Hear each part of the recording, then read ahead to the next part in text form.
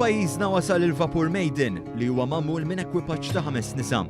Dan l-ekwipaġġ jinsab fuq avventura li jivvjaġġa madwar id-dinja f'perjodu ta' 2 sentejn, bl-ewwel waqfa tkun f'pajjiżna. Il-kaptan tal-vapur Nikki Henderson qalet ma' One News li l-iskop tal-vjaġġ huwa li jwassal messaġġ t'ugwaljanza.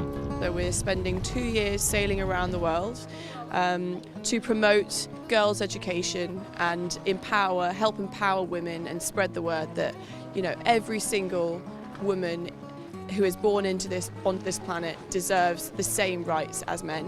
Il-kaptan Henderson ta' 25 sena qalet li taħdem f'ekwipaġġ magħmul kollu minn nisa li qed ikollu xi sfidi iżda qed jaħdmu flimkien bħala tim biex jelbuhom. An all-female crew on a boat is great. It is a physical environment, and so we do have to work hard to look after our fitness and our health. It's a brilliant atmosphere. It's generally, quite collaborative, and we keep ourselves to high standards, and it's good fun too. The girls are great. Lura fl-1989 id-Dajsa Maiden daret id-dinja wkoll u dakinhar għall-ewwel darba kellha ekwipaġġ kollu nisa. Dan il-grupp ta' tfajliet tmexxa minn Tracy Edwards u fit-tellieqa mondjali ta' Whitbread għamlu dak li ma kienx mistenni minnhom fejn spiċċaw fit-tieni post. Din servit ta' ispirazzjoni għall-ekwipaġġ li bħalissa jinsab f'Malta.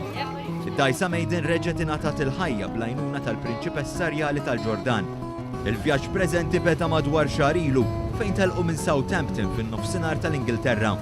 F'Malta għamlu l-ewwel waqfa u l-vjaġġ mistenni jkompli lejn l-Indja, l-Awstralja u l-Amerika.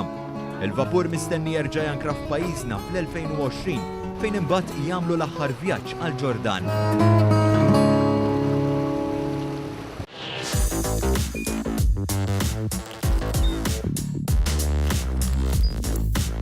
Idħol fuq one.com.mt u hemmhekk tista' tara l-programmi kollha li jxandru fuq One permezz ta' One Play.